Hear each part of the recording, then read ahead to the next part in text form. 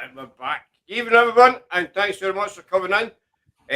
This is our first live in about 2 weeks. We all had COVID last week, the week before, but we're all back together. We're all back to it's all good stuff. And so tonight we're meeting again, Mr. Bryan LAVERTY, who seems to be looking the other way with a big smile on his face. I'm sharing out for you. Oh, that's good stuff. And we're meeting tonight for the first time, Lex Paranormal. What's up, guys? Good evening, guys. Lex, it's a pleasure to meet you. I've watched quite a lot of your stuff. How are we?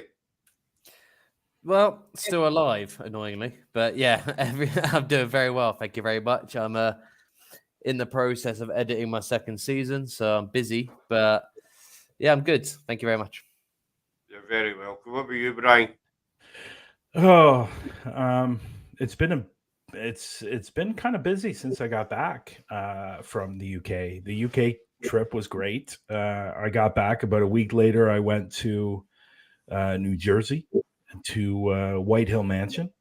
I was invited as a guest to the White Hill, which was fantastic. But during that week, I discovered that I am now on the executive team of the world's largest ghost hunt.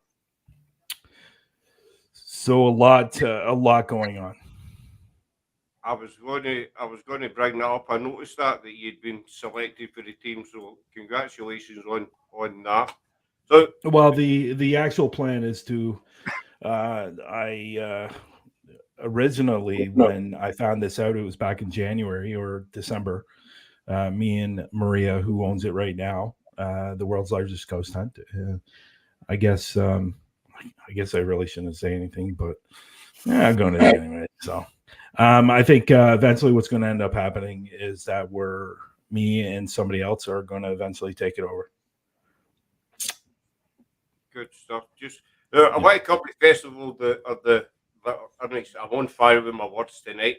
Festival of the Unexplained. But before we do, Lex, obviously this is the first time I've met you. As I say, I've watched a lot of your podcasts. Yeah. And the thing that caught me about you is you don't take any crap.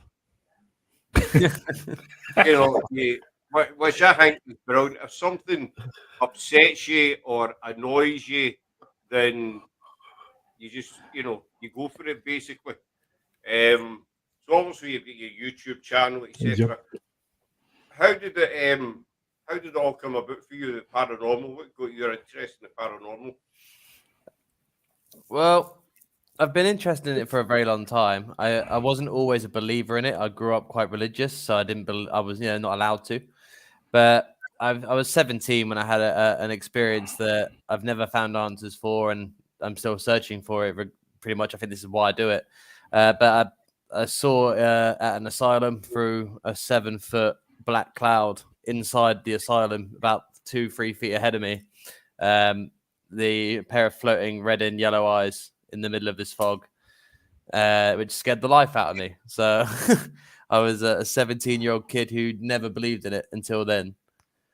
So I spent 10 years watching as much paranormal content as I could, and that included the fake stuff because I wanted to learn how they're faking it, so I know how to avoid doing stuff that people might think I'm faking it. So I'm trying to not replicate anyone's stuff. So I did about 10 years worth of research, and then I eventually got the nerve to pick up a camera and actually go and investigate a place for the first time just over a year ago.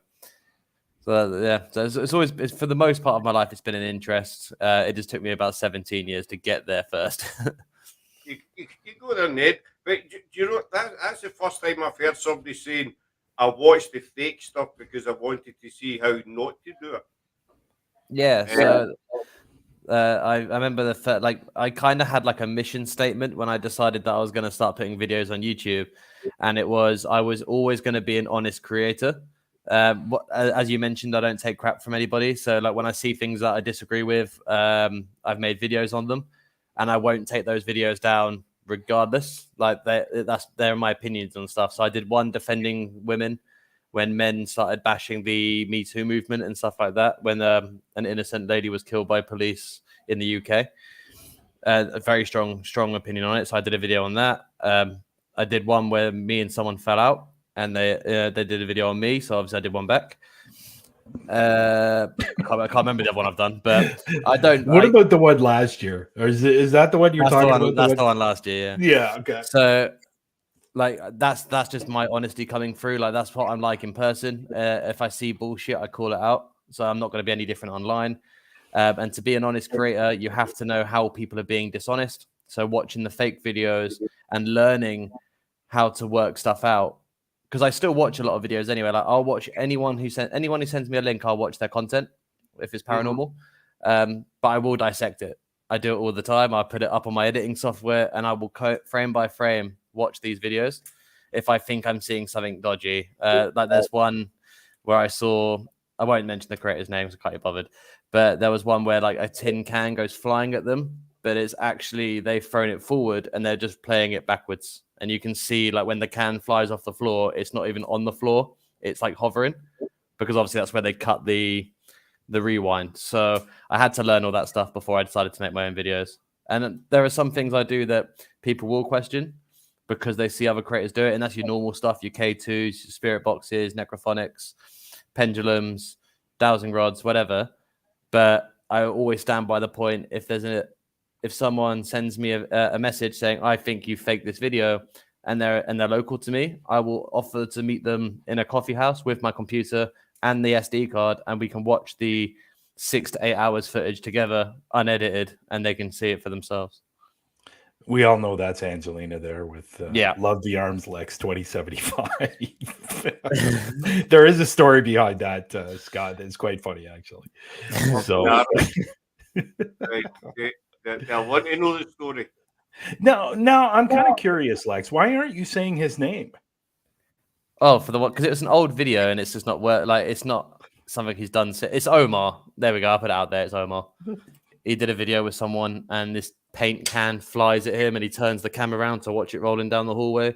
And when he does this, you can see where the light difference is from when he cuts and then puts in the new shot of him throwing the can forward on the other side. So it's rolling around. And then you can actually see, if you watch the first half of it before he turns the camera, the can is like, if this is the floor, the can is already like here, and then it flies up, and you can just play. If you play it backwards, you can see how it's reversed. So, but I had to learn that stuff, and I agree with he's a good businessman and he's an entertaining person, but he is trash for this community. Yeah, that's Angelina. Yeah, From Bad to the Bone Paranormal. So the story was you asked me a question. The story. What were we talking about? The story. That's the 2075 thing. Oh, the 2075 thing. It was just a joke on Through the Lens that I think Angelina.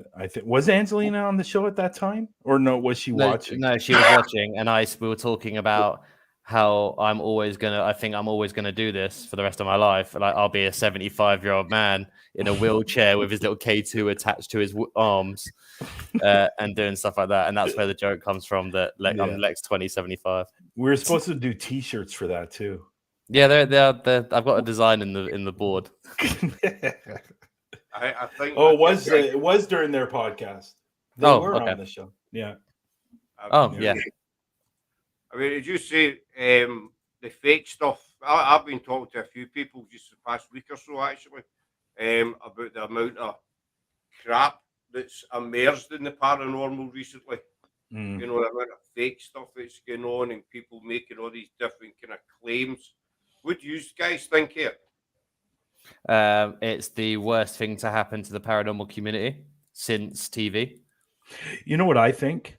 I think the faking stuff like that was a couple of years ago. I think it's changing. I really honestly think it's changing. There's still a few out there that still do it and will continue to do it.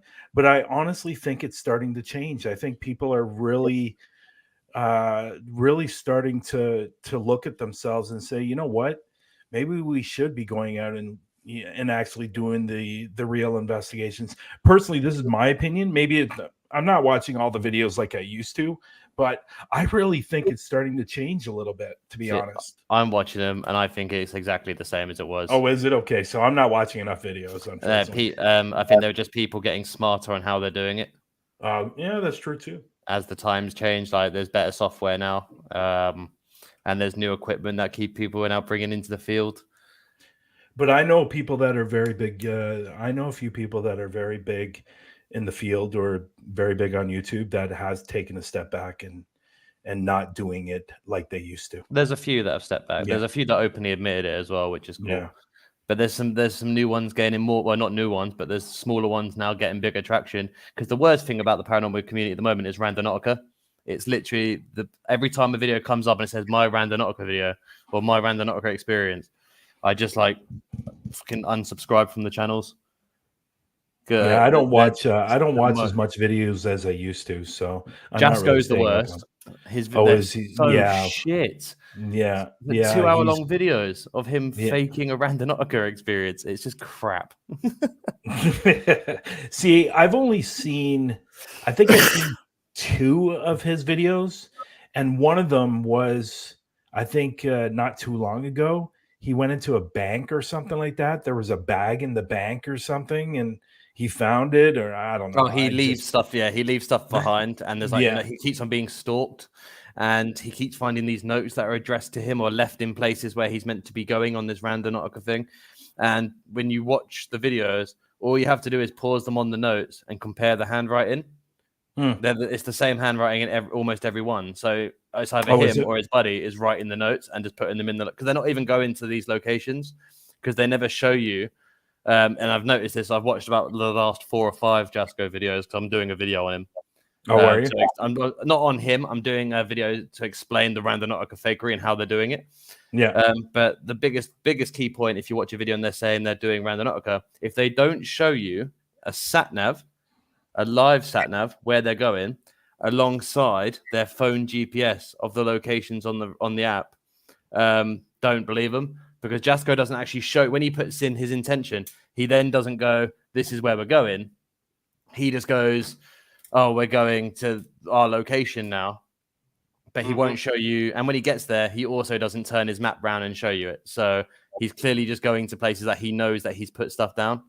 So it's just rubbish. It's the most boring content. I know that our paranormal videos aren't the most exciting sometimes, but at least it's real. Yeah, you know, it's funny. It's funny. The Randonautica app, whatever you call it, originally when that was brought out for people that were not doing anything in their communities. So they wanted to get people to come out or get out of the home, get out from being in front of the TV and experience their community. And because one person found something on a beach, it just went crazy, and it's just dumb. To be honest, I've never done a Randonautica video, and I will never ever do one. I've played it about 25 times, and not once have I found anything ever. But I do want to address the 2 questions that we got in the chat. One here from Gail, which you've just put on the screen for us. How do you feel on new teams that are claiming they can help people clear spirits from residential properties? It would depend on what they were doing prior to being new teams. Like if they've worked in this kind of stuff before and they know what they're doing, then I'm all for it.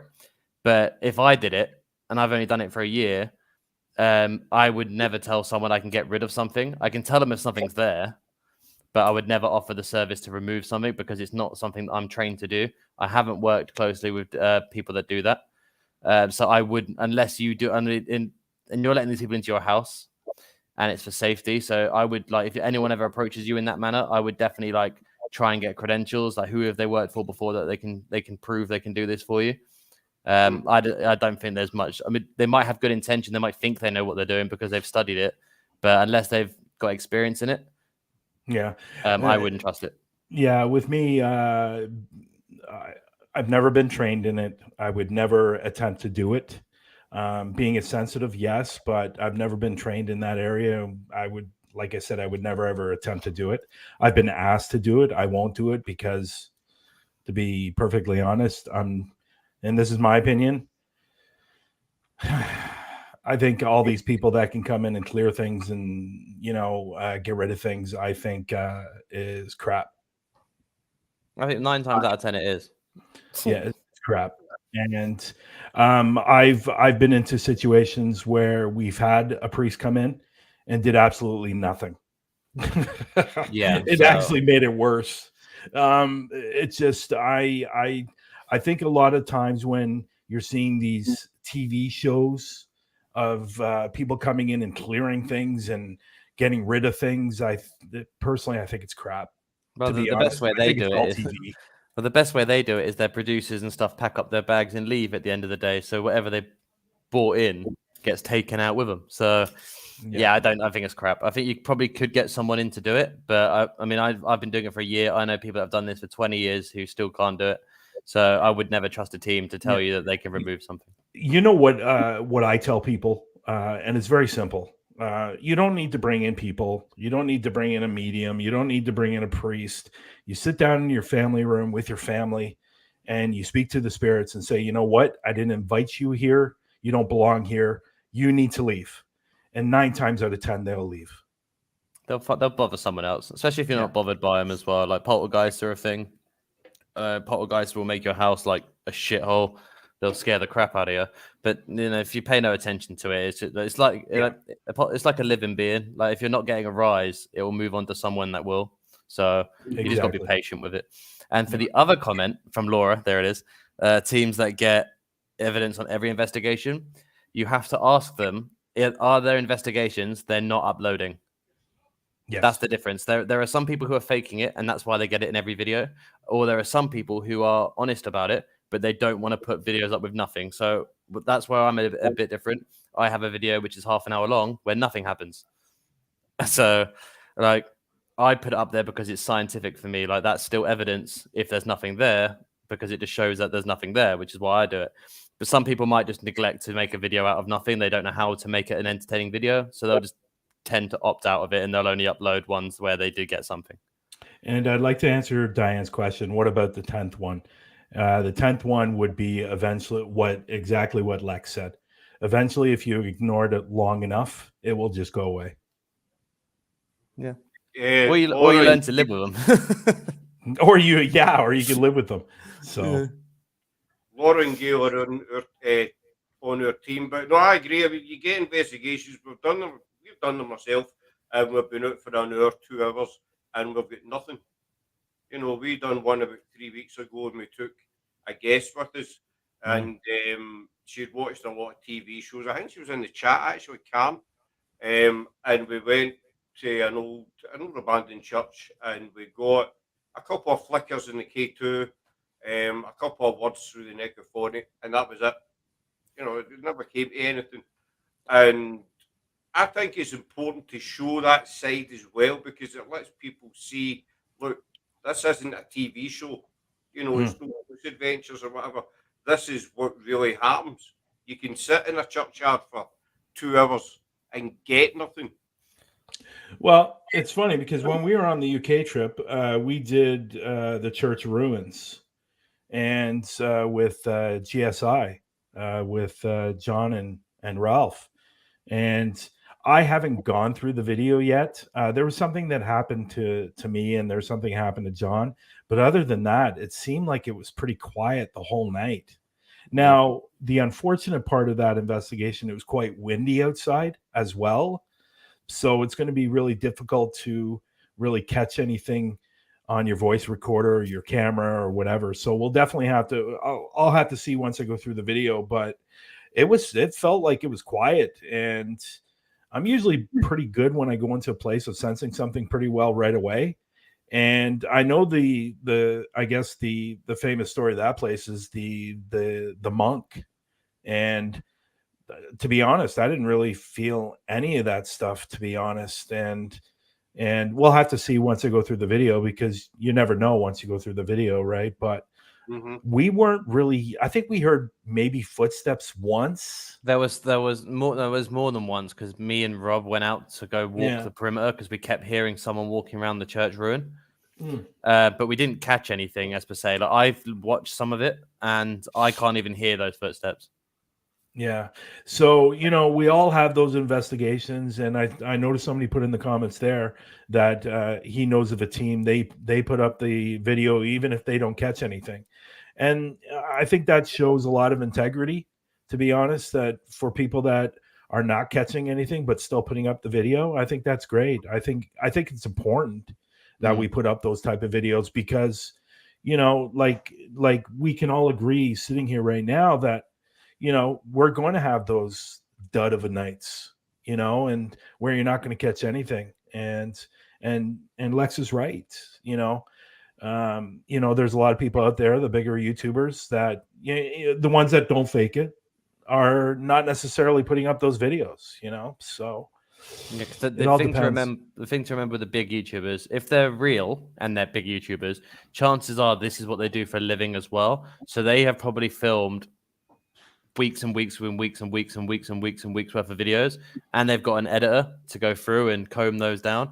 So the chance of the reason why they can get those videos up quickly is probably because they've got about 9 or 10 weeks worth of videos already in the edit before they're going out and filming the next 10, which is why it might come across as a bit dodgy. But unless you go through the footage and figure out if they are faking it, you're not going to know because, fakers don't tell you they're faking it. That's the big thing. But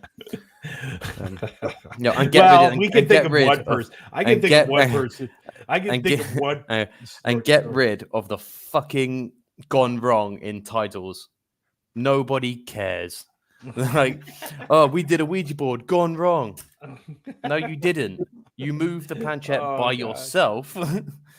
And then your friend threw a shoe at a wall. Anytime I see gone wrong in the title, I don't watch the video. Yeah, there is one person that Lex knows of this person, never met this person, but she went from being a paranormal investigator to an entertainer back to a paranormal investigator. So, well, because what they find is when you're honest about being an entertainer, your views go down because people are realizing you've lied to them. So they tend to, because that's the thing. The audience for this is quite young. I don't know if you've noticed that through demographics, but when you look at the big YouTubers and the age groups that are watching the videos, 9 times out of 10, they're of the younger variety, like between 15 and 22. And if you're getting that younger age, they're obviously they're gonna be more susceptible to believing it's real. So that's where I have the issue with it, because you're manipulating people that don't understand yet. And this is potentially a dangerous field as well. Let's not forget that you can get hurt doing it. Not just by, angry people, angry spirits, but homeless people in buildings, because these kids might go out and try it. And they go, oh, we saw Omar go there, so we're going to go there. And how about tripping down a hill and hitting a tree? Well, that's because, Bryan, that was just spectacular. So, like, yeah, that was funny. But things like that, like it is a risk. I've fallen through a floor in a building I was walking through. And like, if you tell that's what I say to people before. I will always share where my locations are. I'm more than happy to let people go there, but I will let them know, like, just be careful when you're there. Like, it's a homeless hotspot, or there's needles everywhere, or the floor's not stable, because it's about being safe. And the bigger fake ones, the biggest issue for me is that they can put people in a bad situation. Nando wrote there. Yeah, I gave myself a 1 almost 2. So. Yeah, I'm not going to answer Robbie. Robbie, the holiday was good. It was just a couple of days away camping, but it was good just to get away, recharge, and get away from group stuff and what have you. So, but the holiday was good. But no, I totally agree. With you, all these fakes, and you get the younger generation watching them, and they're maybe sitting at home on a Friday night. They've had a few beers and they think, let's go and try it. I saw this on TV, or I saw this on YouTube. Come on, we'll go and try and find a ghost. And they go and they don't have a clue what they're doing, and somebody ends up in trouble or worse. Yeah, but that's what happened. That's what happened in like the 70s and 80s, because there wasn't the internet, there wasn't, YouTube and Facebook, and when you were that age, that's what you had to do, because there wasn't even a lot of books in the library on spirits and ghosts and stuff like that. You just had to go out and take a chance. But today it's completely different. You should be really preparing yourself before you go out. So you mentioned GSI. We had the pleasure of Oh, yeah. working with them last year at Sherwood Forest. How did you Great go in with them? location. Oh yeah, that was an awesome location. Actually, the video, a clip I have is from the Sherwood Forest tonight as well. So that's John and Ralph. The first night we met them at the church awards. That was quite funny, and you know the old Canadian jokes came up, and you know stuff like that. And John was a lot of fun. It was Ralph was a little more on the quieter side. And it wasn't until I think either the second or third night that we hung out with Ralph that he really started opening up. Probably he opened up a bit more in Sherwood, and then he really opened up in Beach Caves. Yeah. And Ralph was great, you know, like because you know, I watched their videos and stuff like that. He's a little more on I find that he's a little more on the quieter side. And you know, John is the main guy that speaks most of the time and stuff like that.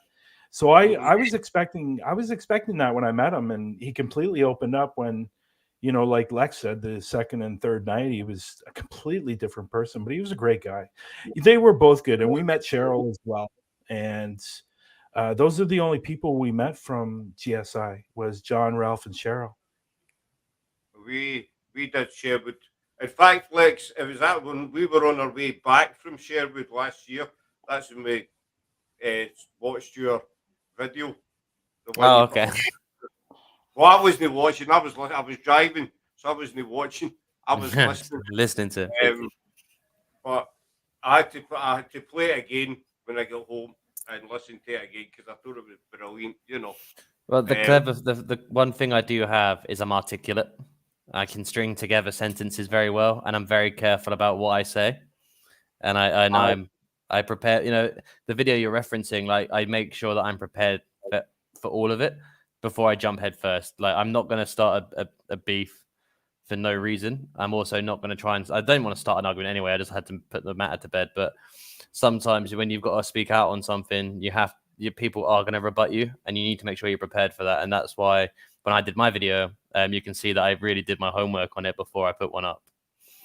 They say we both did issues with the same individual. Yours was a year and a half ago, whatever, but we didn't do any videos, you know. It was just but so we've both been in the kind of same position with the same person. But me and him have cleared that now. Like me and him have spoken since then, and he apologized. I apologized. Well, I didn't apologize for making a video on him. I apologized that it got to that point. But like me and him are now good. So good. Favorite bit of equipment, guys? Brian, you can take this one first. I know the answer to yours. I have a few. I like. Well, first of all, I think I pretty well showed or impressed everybody when I was over in the UK on why they call me the SB7 Whisperer, because a lot of the stuff that was coming out on my SB7 was amazing, and you'll see today on a clip we have on something that was just amazing. And so the SB7 is my go-to. The voice recorder would be next, but in between that is myself. Yeah, so that's me. Nice. First answer for me is definitely myself. The attitude that I bring with me on an investigation is my greatest asset. It's my greatest tool. You know, I look for rationality before I claim paranormal. So I'm definitely my favorite piece. But if it's like a physical thing, very recently I've used the SB7. Thankfully, Bryan bought it over on the trip, so I got to use it for the first time, and I absolutely love it. Like I'm buying my own, and I'm sacking off the Necrophonic for good. But I've really got into, and I love this. I've used this for the first time recently. The cat balls that light up when you touch or move them. I had my doubts on those when I was watching people use them. But we've got a clip to show you with this. But now that we've used them, I actually went down to the shop a couple of weeks ago and I bought every single one they had on the shelf. So I've got like a whole bag full of them because I don't know how long the batteries last or whatever. So I bought loads, and it means I can set them up everywhere. But they're a cheap household pet item that only light up if they're touched and like touch to move. Like you can hold it in your hand and it won't light up, but the minute you move it in your hand, it will light up. So I think that's really cool, and I'm looking forward to putting them to the test a little bit to see how reliable that really is. But when we show you the clip, you can't deny how good of a tool they were, as you'll see by when they go off and when they don't go off, and it's phenomenal. We do check the area around it to make sure it's not leaning on something. So I've really leaned into the cat balls, but definitely it's myself, the SB7, and the cat balls at the moment. We've had a lot of luck for one with the cat balls, especially when they go off on demand. You know, sit there and then you think, how can you debunk that? You know, you can't, and then it'll sit dormant, as I call it, maybe another 10, 20 minutes. And then maybe we should show that video, that clip, that particular one. What do you think? You want to show that one now? If you want to see how good, yeah, I'm more than happy to show, because this is like one of the coolest. You can get into the story. Lex, I'm assuming this is the mausoleum one, yeah. Yeah. Cool. I'm trying to remember what the name of it was. Just Gail and Laura seemed to, when we were coming back from Sherwood Forest last year, I get done for speeding. I was 1 mile over the limit. How can you be done for that? You get 10%. You get a 10% leeway. It was a camera. So that's 40, different, yeah. I was doing 46. Surely you can dispute a mile an hour. Jesus Christ! Trust me, I tried. It's not happening. That's ridiculous. But yeah, before Bryan shares this, I'll tell you a little bit about it. So we went down to, and I think it's in Havant or just outside. It's in Portsmouth.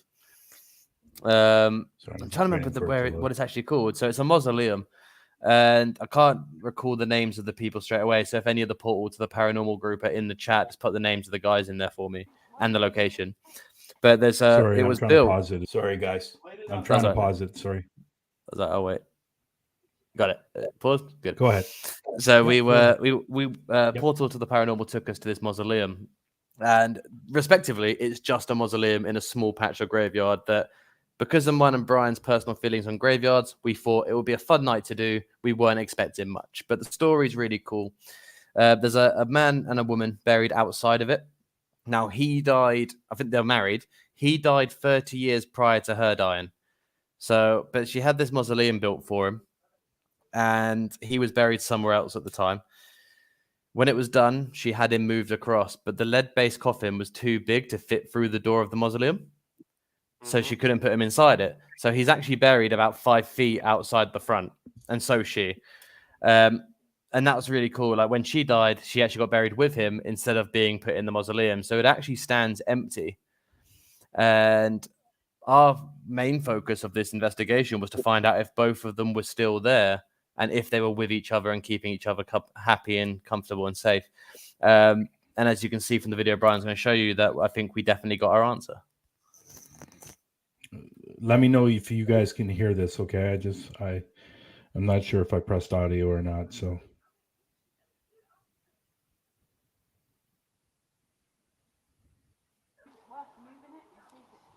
Yeah. Can you hear it? Question. Are you buried here? Light it up if you are. K2 just went off. So if you can't see, that's one of the cat balls on the middle step. So you're buried here. Light up the ball.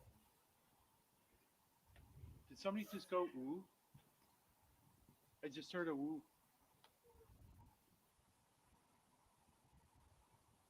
Can you light up the thing at the top of the step? You like us unraveling your story? What was the man's name that was buried here again? Lawrence Shaw's story, and she's Emmeline. Lawrence was his first name? Lawrence. Yeah. If your name's Lawrence, light it up.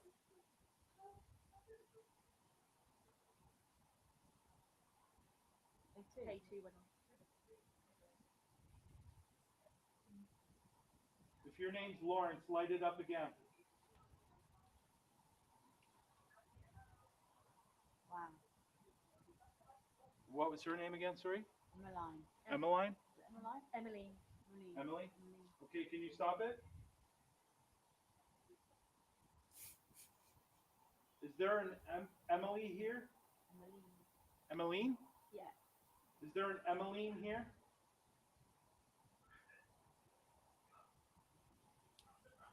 Wow. Thank you.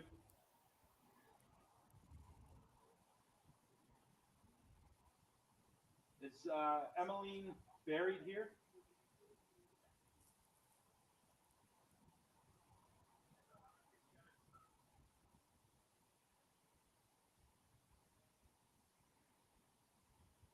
Lawrence, are you buried here?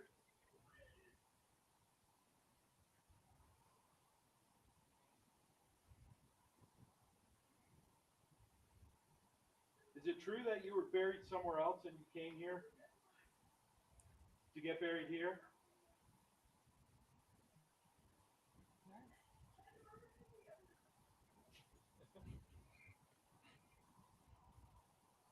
Are you two together?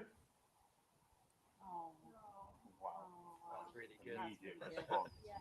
That was brilliant. It's kind of romantic, isn't it? That's incredible. Everlasting love. That was incredible. That's so sweet. And the K2's going off as well, man. Oh, very cool.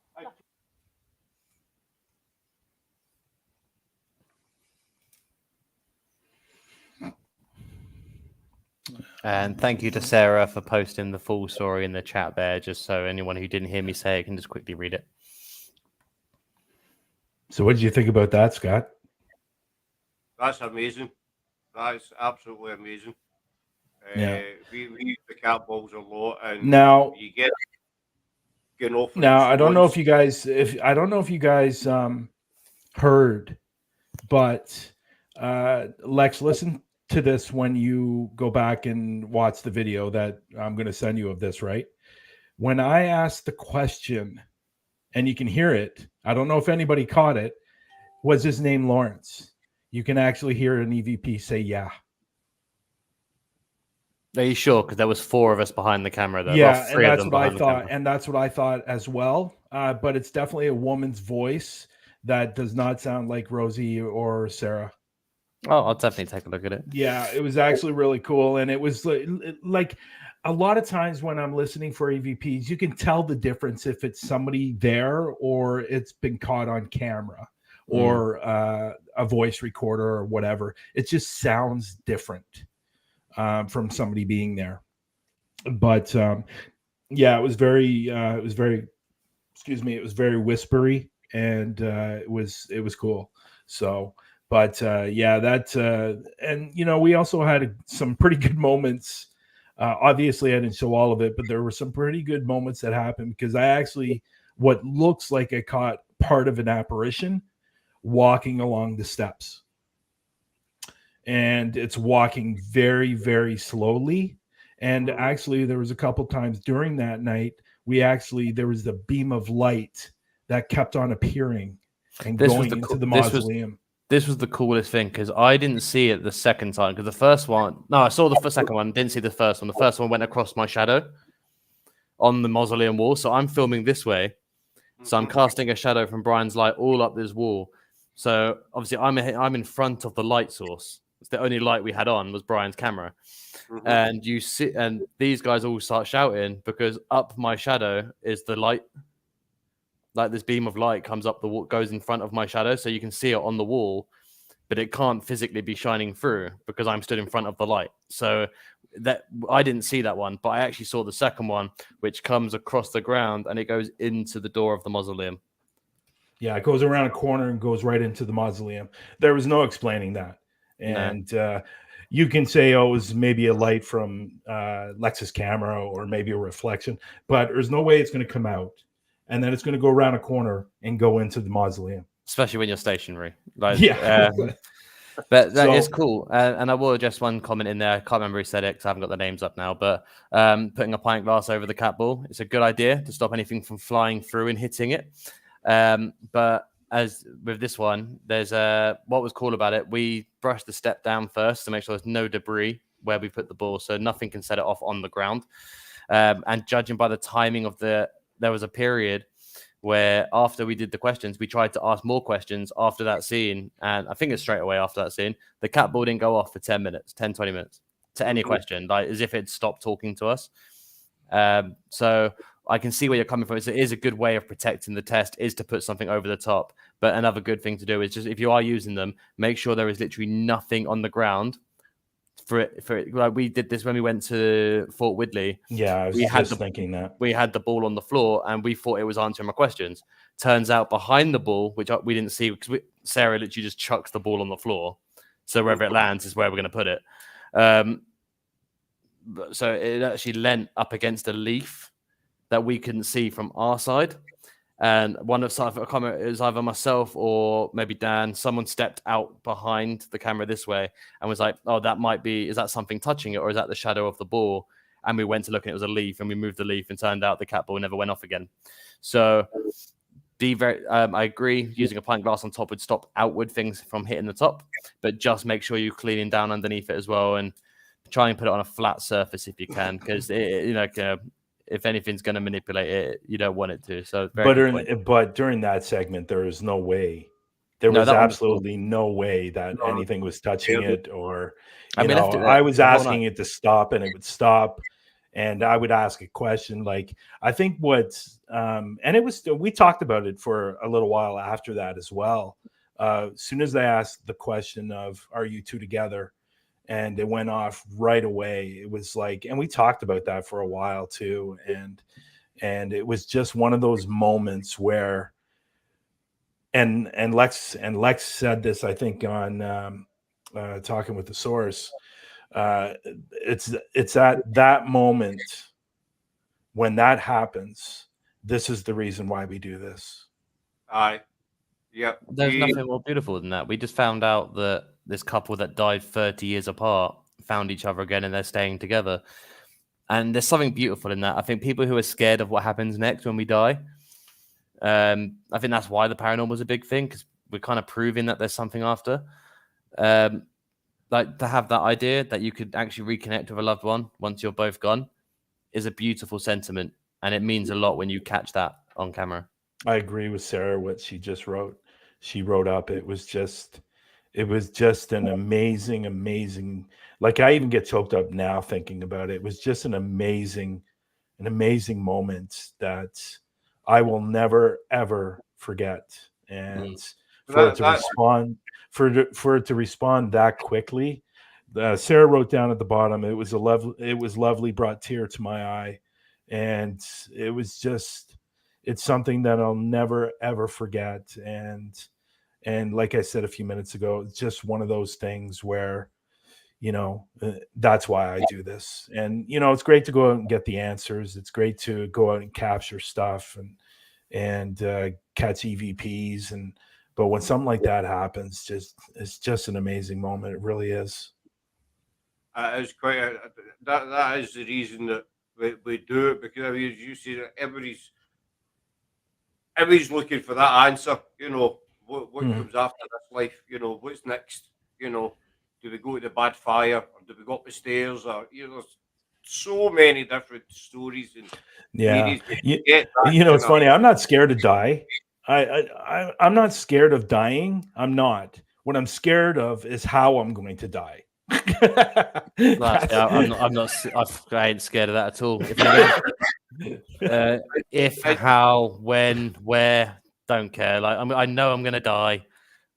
I hope I don't, because I'm absolutely fantastic. But in the end, I know what happens next. Personally, for me, I have my own belief in what happens next. Oh, so I think we all don't do. fear it at all. I think we all do. Yeah, I think we all do. It's one thing we can't avoid. So there's a question: what advice would you give to new investigators? I think this is why me and Lex have such a great show, is we agree on a lot of different things. And Lex, I know what Lex's answer is on this, and it's basically the same as mine. So if you want to answer that, Lex, go ahead. No, you do it. You answer it. No, go ahead. Go ahead. Because I want to know if you're right. So, You know what? It refers. Oh, what happened there? It refers a lot to what Lex said earlier about doing your research and knowing what you're going to do, what your plan's going to be, and like it's what are you after? Are you doing it for the right reasons? Or if you're just out there to, just do it to try to get famous, you're in it for the wrong reasons. You're also never going to do it. Yeah. I mean- So so really my advice is that know what you're doing, have a plan, what your goal is, and do your research on the locations that you're going to. And the biggest thing is safety. Safety is a big one. And because you can easily get hurt being out there. For example, I brought it up earlier when I fell. There were other people around me, and to make sure I was okay and stuff like that. But if I was by myself, it could have been a different story. So like Lex falling through the floor. And a lot of these places are not safe to where you're going. So have somebody with you, at least for the first little whiles until you know what you're doing. Yeah, like but if you're that doing would be solos, my advice. If you do solos in the future, go somewhere you've been before. You know the area, you know how to protect. Because the other thing about being with someone with you, if you're going to explore an abandoned building or a cave system, which is near a town or on the outskirts of a city, it's probably going to have homeless people around there and people that don't want you to disturb them. So scout what I usually do before I go to places. Didn't do it much in this tour because we were rushing everywhere. But one thing I do is I get there during the day and I walk around during the day to get a feel of the place. And then I wait until it gets dark, but I don't leave. I stay there and I watch it to see if anyone comes in and out all the time. And for me, if there's a lot of foot traffic going in and out of a cave or in and out of an abandoned building, I'm not going in there because I don't know who these people are. And unfortunately, catching evidence isn't worth me getting assaulted or my equipment stolen. So, and the other thing is, let someone, even if you're going with someone, always let someone at home know where you're going. Just in case, because you could have 4 or 5 people with you. You run into a group of 20 hiding in a cave system, which I've seen happen, and it doesn't end well. At least someone knows where you've been. I actually send a friend of mine. I send them a message when I take breaks in investigations to let them know how it's going, but also to say, yeah, I'm not dead. Like I am still, I may be underground. I've come upstairs, but I'm good. Like just be informed, be safe. And best advice I can give you is to have fun, because once you're into this and you're in it for the right reason, there is nothing better in the world you could be doing when you catch your first 10 seconds of evidence, a millisecond of evidence. It's the best feeling in the world. It's like a drug. It's like a drug. It's like an addiction. Yeah. When you capture that first EVP, you want to catch more. And it's just and Lex is right. Go out and have fun. Your likeliness of getting on TV is very, very, very unlikely. But even making it on YouTube to get into these higher numbers, you are competing with Brian, you told me this number before, isn't it? Like something like for paranormal channels alone, it's something like 16.5 thousand or something like that. Well, there's 37 million channels on YouTube. Yeah, and think of the percentage of that are top earners on YouTube. If you're starting it now to do YouTube, we're past the beginning. Like anyone who's going to make it on YouTube has made it. YouTube is sadly going to decline, but do it. Don't do it for that reason. Do it because you want to find answers. Do it because you enjoy it. Do it because you're passionate about this theory, because it's what it is. It's a scientific theory, hypothesis, and treat it like that. You're going in there and prove it to yourself. That's all you're doing it for. Show your evidence. Don't fake it, but you're doing it to prove it to you, not anyone else. It's just it's a privilege to have people watch the evidence you collect. Aye. There is people get into it for the fame game. They've watched too many ghost shows on TV and say, well, if they can do it, then I can do it. Another good point you made there, Lex, was show your evidence or show your non-evidence. Show. Oh yeah, definitely. Don't just keep saying, right, we got this, we got this, we got that. If you get nothing, then say we get nothing. Well, a cool thing about getting nothing is if you go somewhere and you're the first person, you can't find a video of this location anywhere on YouTube. That means percentagely you're probably the first investigator to do it. And if you put up a video investigating a place and you get nothing there, no one's going to slate the video. I mean, you might get some idiot in the chat moaning about the fact nothing happens, but fine, just ignore the comment.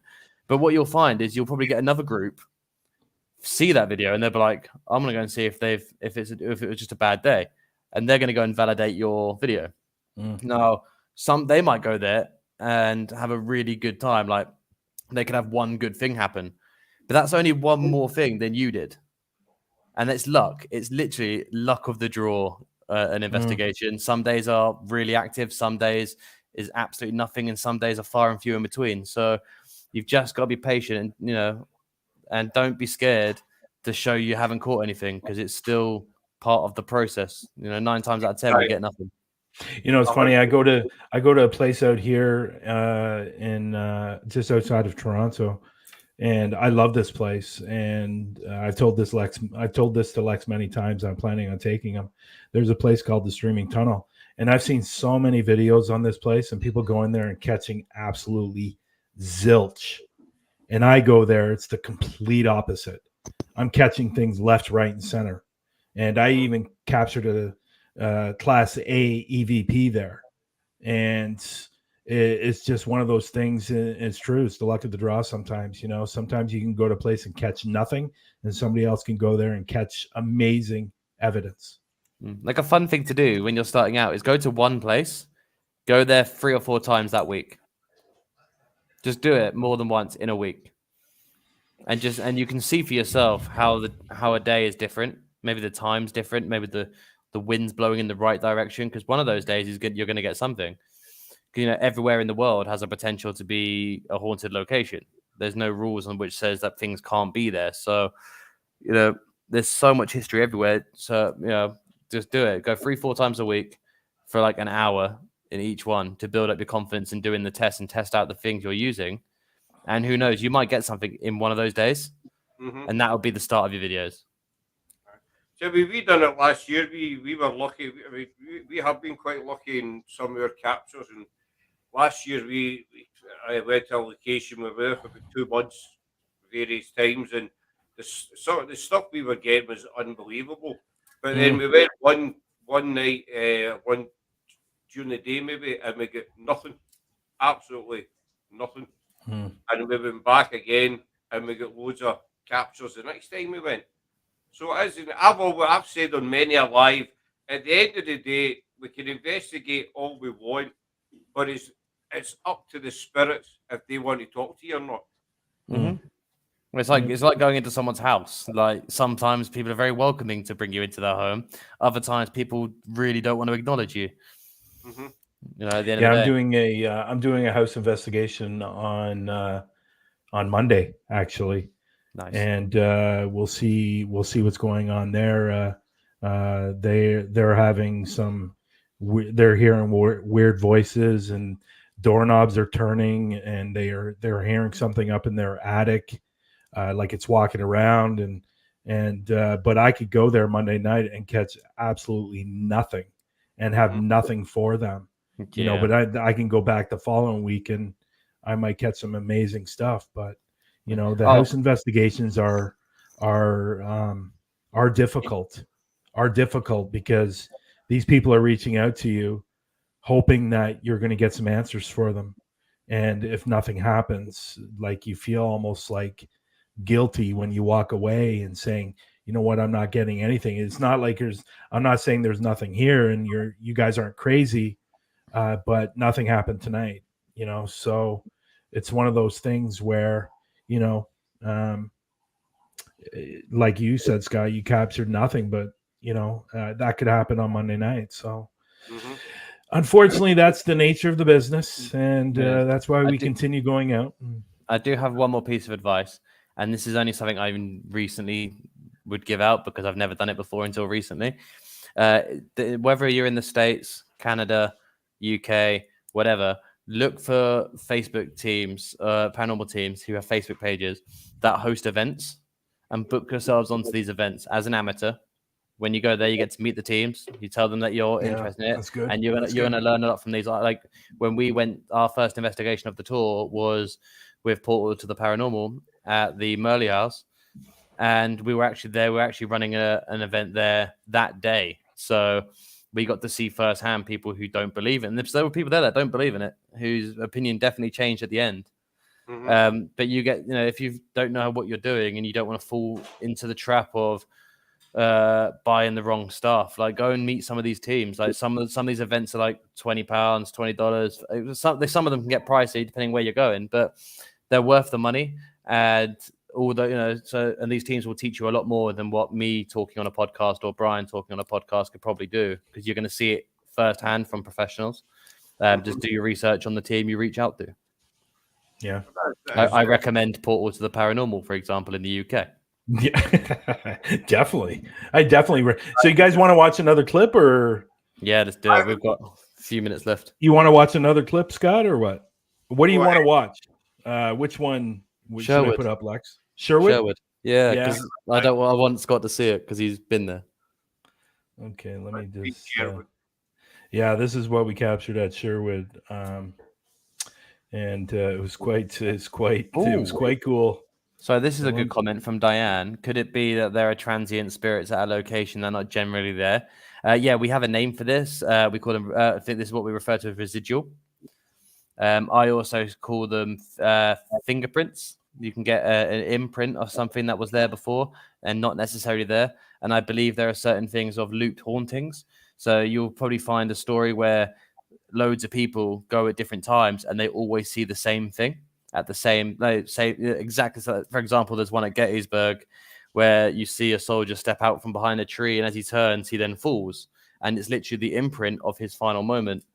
So it's not necessarily a conscious haunting, but the imprint has been left behind and we get to see it. So, there are probably some instances where there's not actually a physical spirit in the building.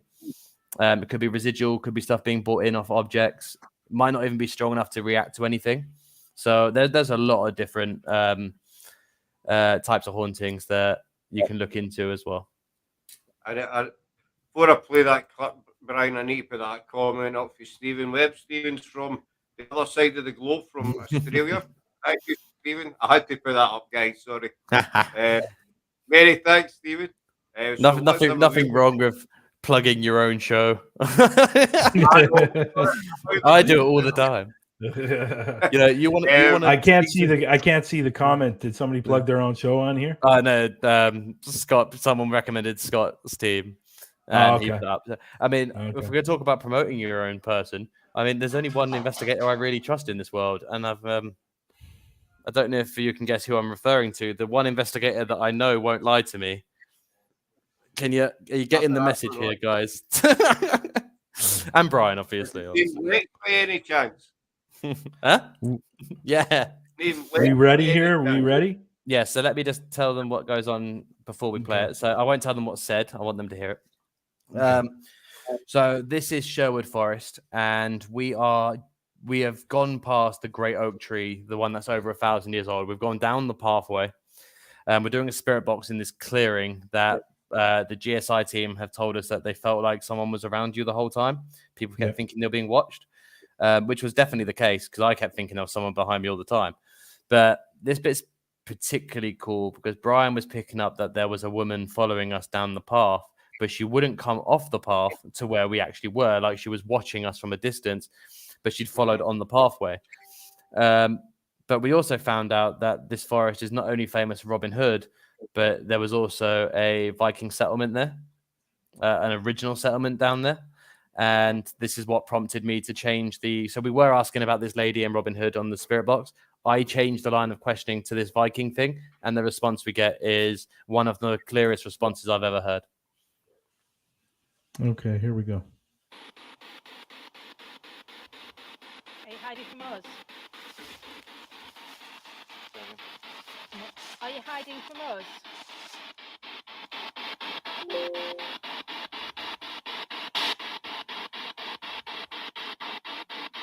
Are you an outlaw?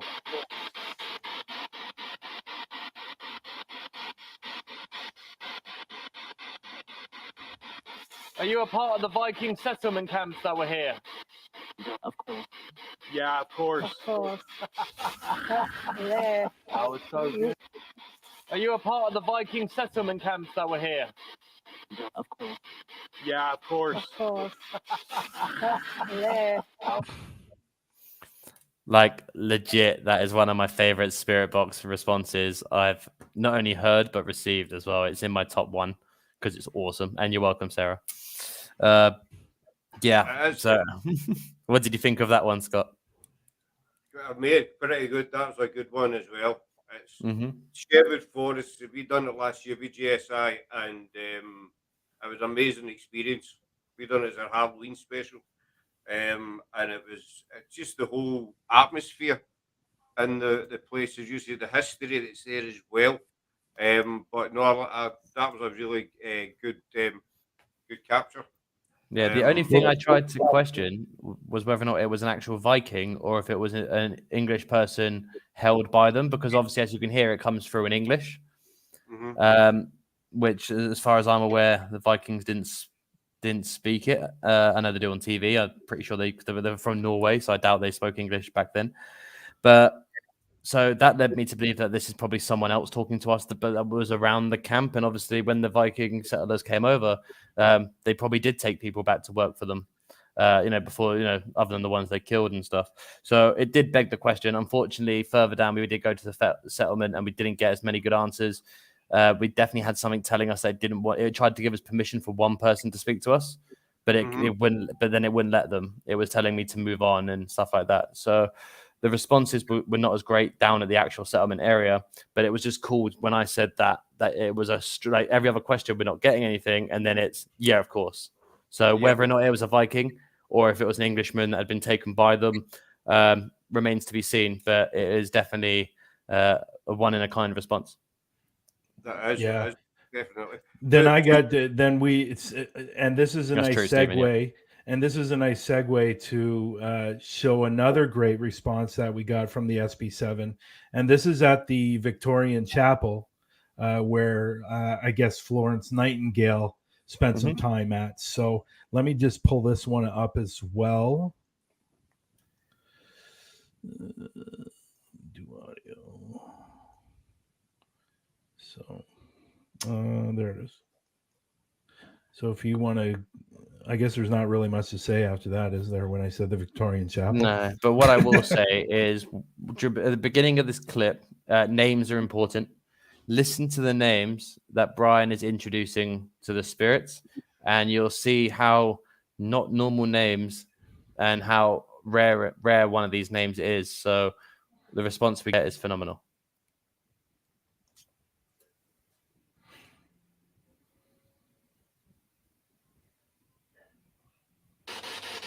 So I have this device in my hands, and what you can do is you can speak into it. We'll be able to hear you. You can tell us anything you want. My name is Bryan. This is Lex. It said Bryan. Was that Bryan it just said? I thought it said quite Did you say Bryan?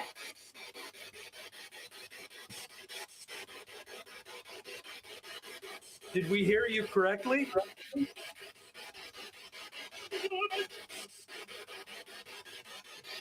Can you tell me your name, please?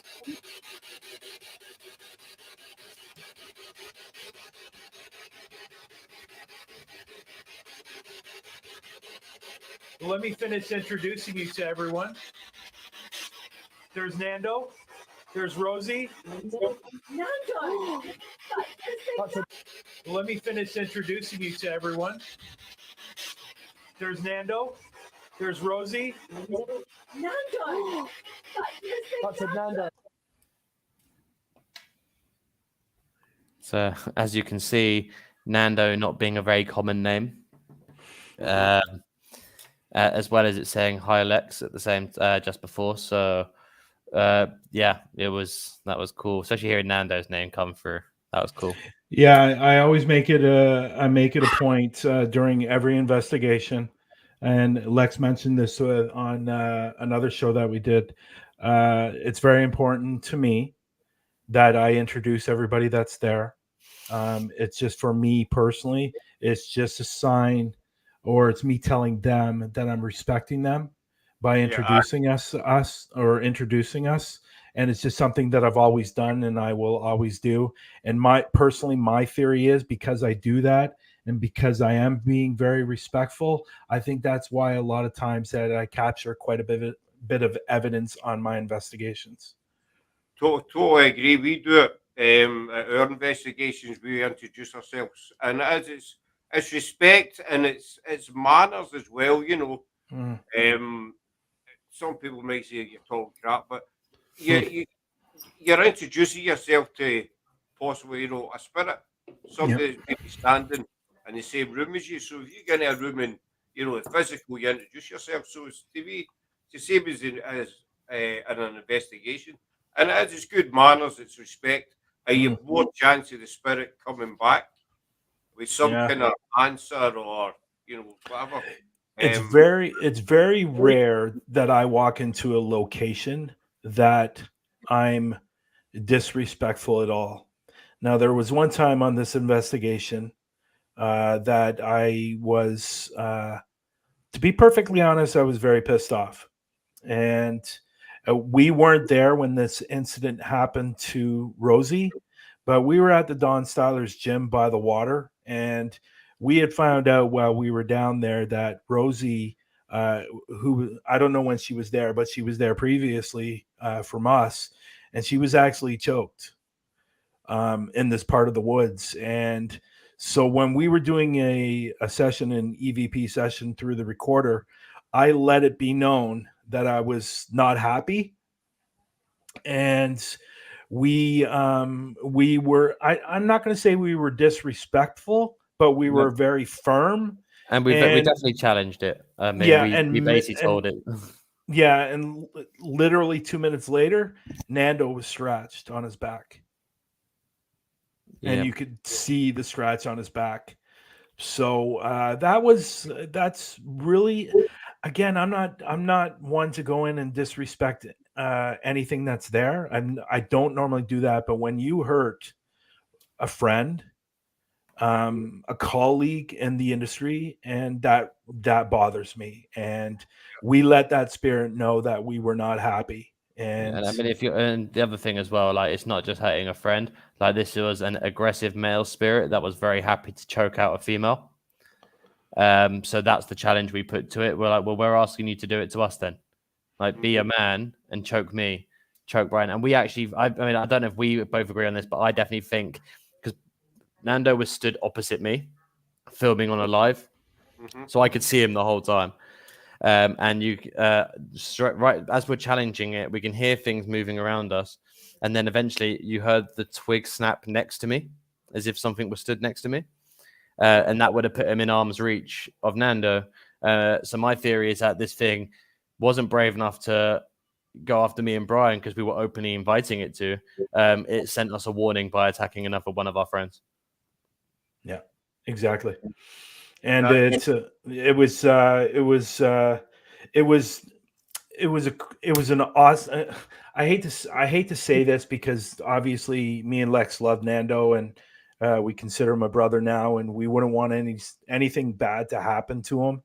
But at the same time, it was an awesome moment, if I can say that, because it kind of validated on this guy coming forward and really being afraid of me and Lex, and attacking somebody that was maybe not asking for it. I would also like to add on to this part of the investigation, something that's always touched upon. I've mentioned this in a couple of talk shows before. A lot of people pose the question, why do spirit boxes always speak English? This investigation, we actually got a response in Russian.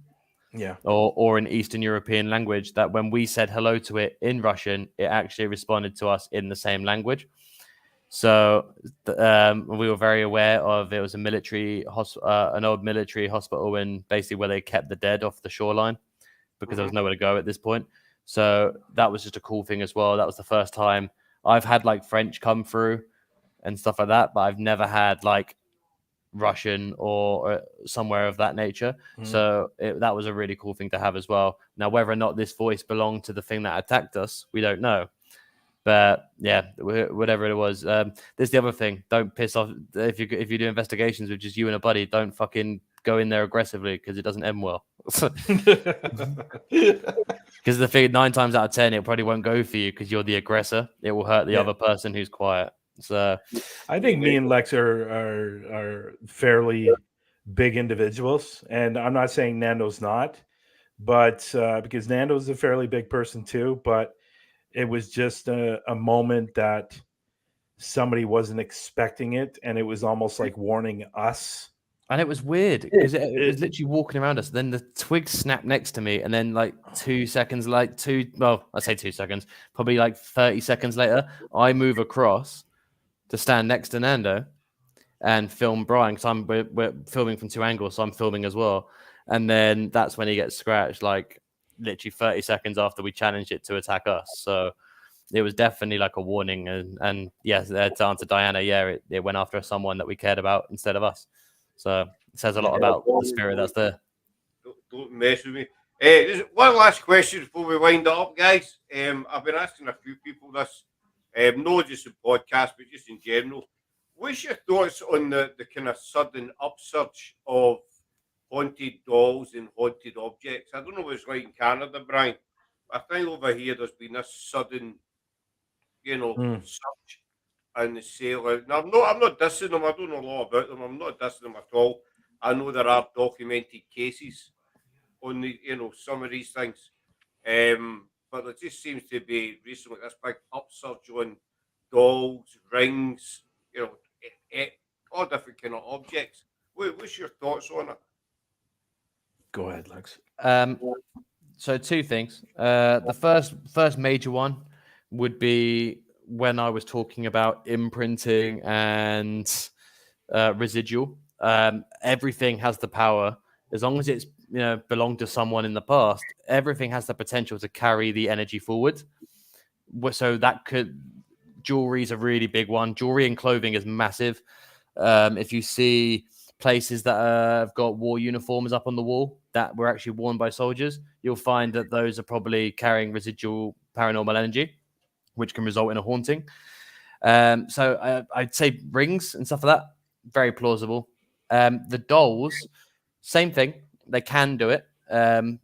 People who think that the possession of dolls is something I shy away from, because you can't possess an inanimate object. It's it's not alive. You can't turn something into a living creature, but you could something could manipulate these dolls or be attached to the doll, which I agree with, which is fine. So the biggest case of that being the Annabelle story. Now, if you believe that or not, the story is still the same, where it was an attachment to the doll. It wasn't the doll itself. Like there's an entity around the doll that causes all this bad shit. That's why the doll's locked up. No one, I don't think, unless I've read the file wrong, no one ever said they saw the Raggedy Ann doll running around the house and scaring people. It was just being in different places than they remember putting it and stuff like that. So no one physically saw it move. Now, can they be haunted?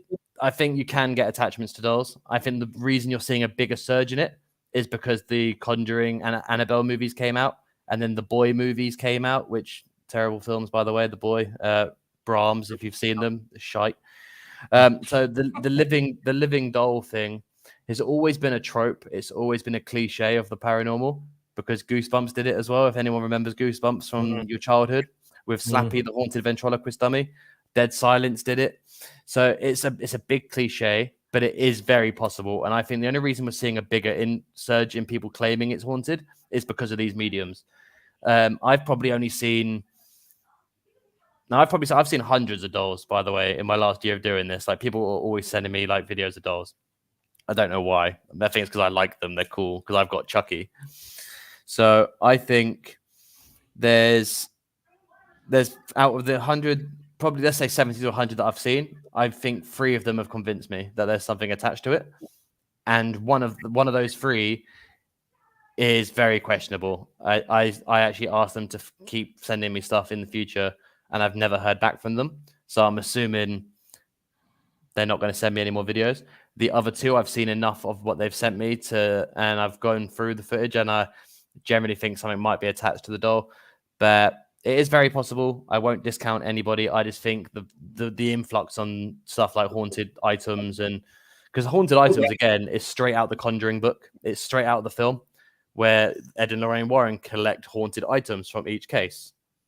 So again, this is what's probably phased it into a popular trend in the paranormal field. But depending on who it is that's telling you it's what it is, some of them you can believe. So it's the same as any location someone shows you. You have to make that judgment on who you're showing it to you and the evidence they can provide with the claim. And that's what I do. So I think it's a very real phenomenon. I think it's a really cool phenomenon. But is it as massive as people are making it out to be? Like I said, 3 in 100 for me, and 2 of them definitely, 1 of them maybe not. So yeah, it's a questionable subject. That was a long answer. So that was a long answer. It's not the first time people have asked me it. That's you why know what? I get a lot of messages about haunted dolls and stuff. So I agree with what Lex said. A lot of it, well, mostly all of it. I think personally, a lot of it has to do with how do I say this? I think people that are not in the field are fascinated by it, and I find a lot more people are filming it because they know they're getting a reaction from it. yeah. I agree with Lex when he said about the 100 and possibly 2. I think it's very, very, very seldom that there is actually a haunted object, especially a doll. There could be. It's a tough question, you know, because I'm really on the fence about a lot of it. Because I've seen people take around haunted objects, and you ask them, well, what's coming off of it, and they tell you all this stuff, and it's like, how is that even possible, you know? And I don't know. I think a lot of it has to do with the movies. I think a lot of it has to do that these bigger YouTube people are filming it more. Especially when they go to a toy store and they just buy a random doll and they're like, oh, Yeah. this is the one, its eyes moved around the store. But no, the eyes are painted forward like a photo. And when you walk past it, it looks like they follow you. Yeah. The old thing, you know, I heard that years and years ago. I think a lot of it, I think a lot of it is explainable, to be honest. Yeah. And I don't know. If I were to put down 10 objects in front of me and everybody said they were haunted, I would probably believe maybe 1 might be.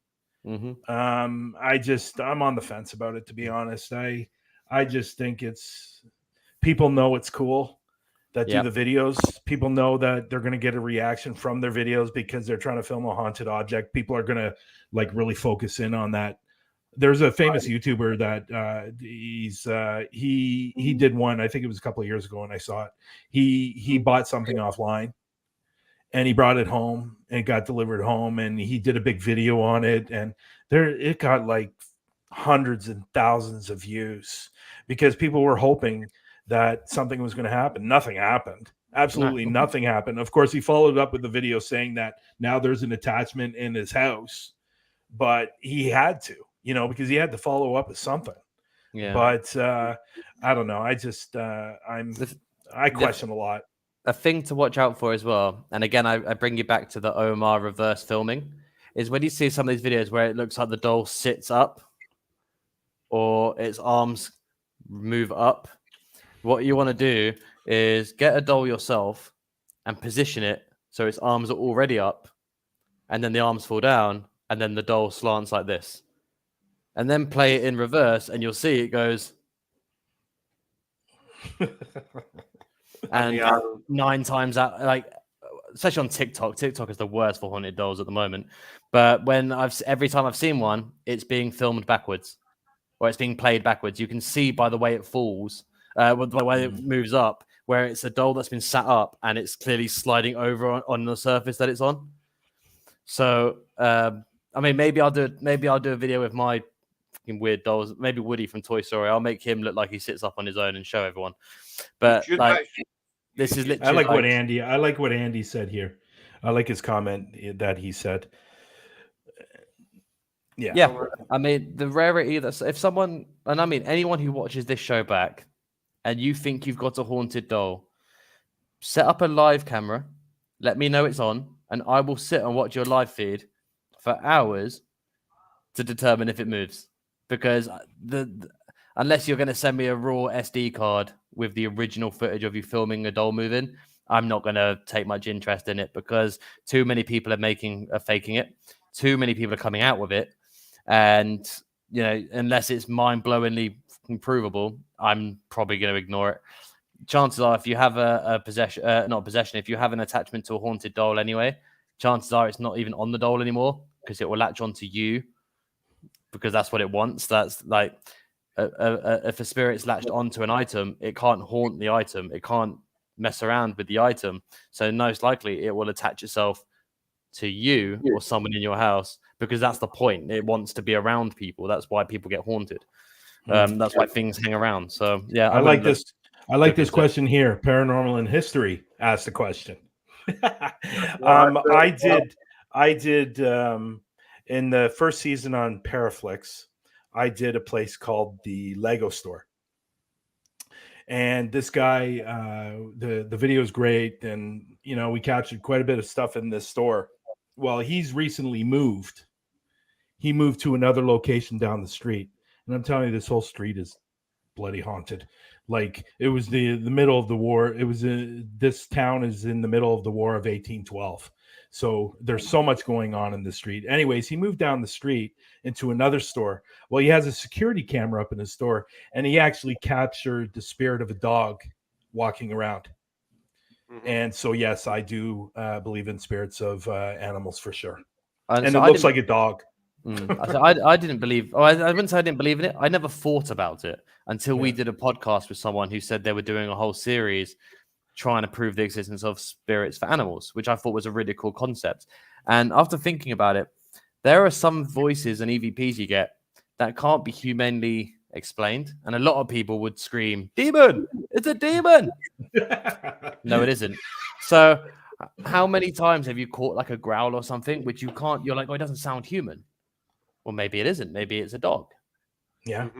Depending where you are in the world. Like if you're in the UK where we don't get loads of wild animals, and you're in a house and you get a growl, it could be a pet that's died there years ago. So I think it's if it's possible that we can exist in spirit form, then it must be possible for animals to do the same thing.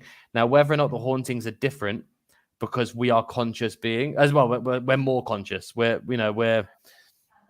what's the word I'm looking for here? We have what's the word? Not we're aware of our existence. Like we are aware of all this stuff. Dogs, on the other hand, are they're trained to respond to certain things. Like they learn their names and stuff. But I don't know if they have like a self-perception of reality like we do. So that might be why we can't really communicate with spirits of animals because they're not self-aware like we are. Like we talk to each other every day.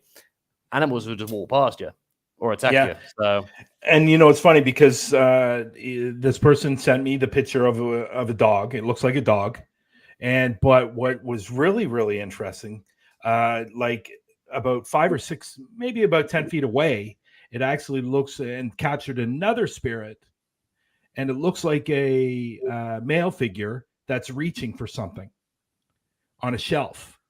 So it's almost like you got the male spirit over here, and then you got the dog spirit over here.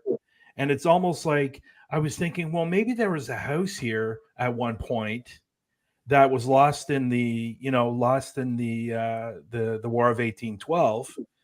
Is it possible that this person might have had a dog? Most likely. And then thank you, Stephen.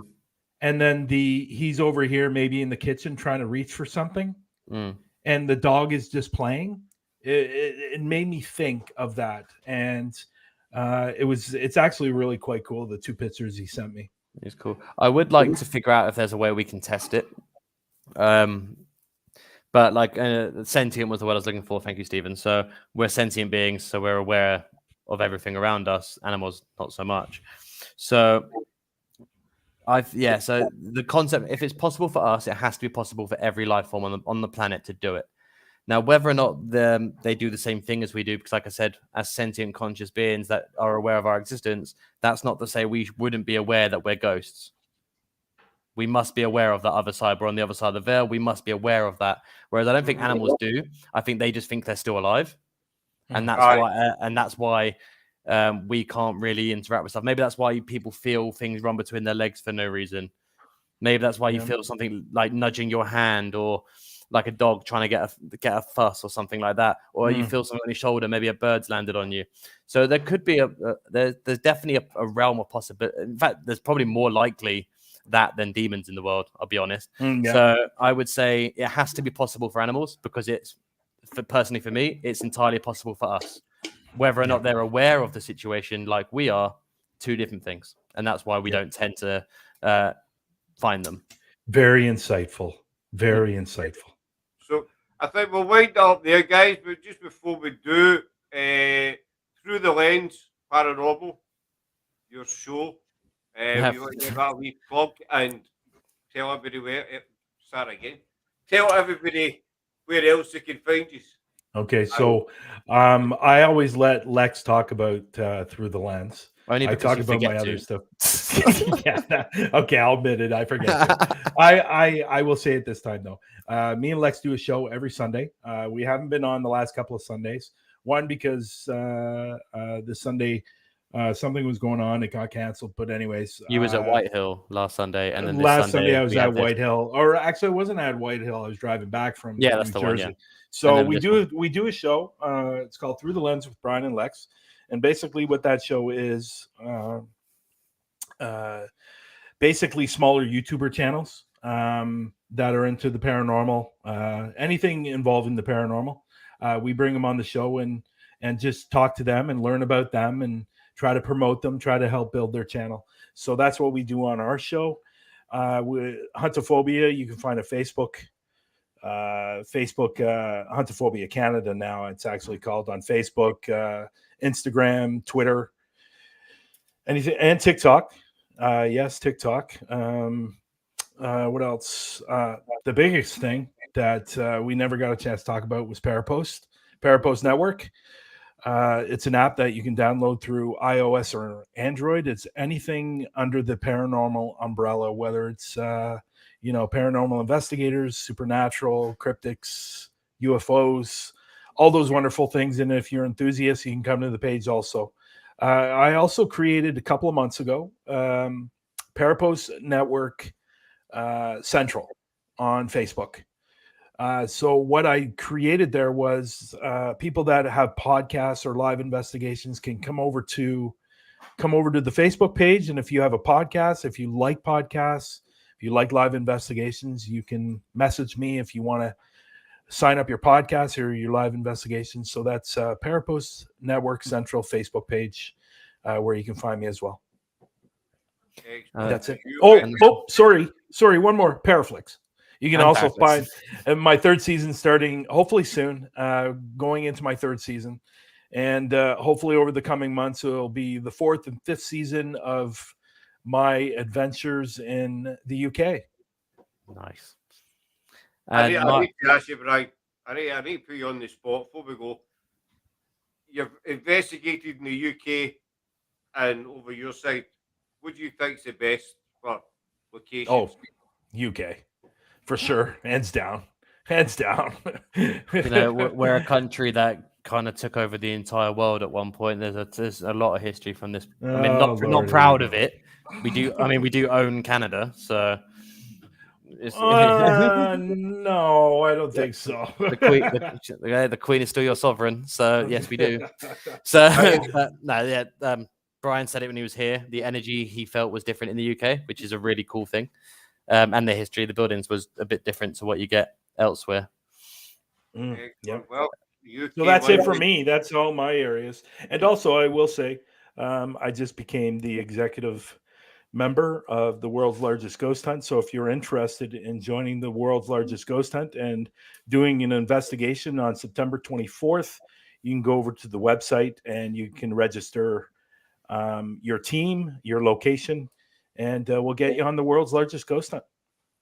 Lovely. And just before we go then, to find me, it's really easy. My name's Lex Paranormal. That's my name on YouTube. So go there. Season 1 of Capture the Unknown, which is my paranormal investigation series, is complete. It's on there. 10 videos, 6 investigations, including tampering with a 3 a.m. game. Definitely worth a watch. Season 2 is what I'm doing with the UK tour, and season 3. So I'm editing season 2 currently. So that will be out hopefully at least, I think, 3 months from now. I think it's going to be a little while. So I'm going to be putting some other stuff up in the meantime. But I also have on there some ranty stuff that I talk about. I've got previous lives that I've done where I talk about certain topics and stuff like that. And I will be uploading videos shortly on how to spot certain things that are being done in videos that you can watch out for when you're trying to determine if it's real or not. So find me on there. And if you have any theories or you have any questions and you want to ask me, that's fine. I'm open to it. My Twitter handle is also Lex Paranormal YT. On Twitter, my DMs are open and I'm more than happy to answer any question. If you want me to watch a video you've got, I'm more than happy to watch it. And if you have a video that you can't explain or someone has sent it to you and you want help with it, send it over to me. I'll take a watch too.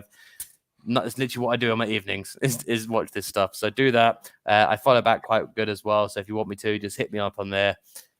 And that's Lex Paranormal for you. And I also forgot YouTube as well. I'm How do you also on forget? See, YouTube. this is why I'm going to do Through the Lens next time, because you have like 10 different things to shout out. Exactly. So I have 2. So definitely, great. folks, give these two gentlemen a look up because they're well worth it. Definitely well worth it. But we'll wind up there just now. We're back tomorrow night with Roisin in Wonderland. Roisin, who done the Ivy House, was a few weeks back as well. She's been out in a couple of interesting investigations since then. So she's coming in tomorrow to tomorrow night to talk about what she's been up to. But thanks to everybody in the chat for your comments and your questions. And again, thanks to Bryan and thanks to Lex. And thank you for having me. Thank you so much. So Thanks, take care Kat. for now, folks. And we'll bid And you. I understood everything you said this time.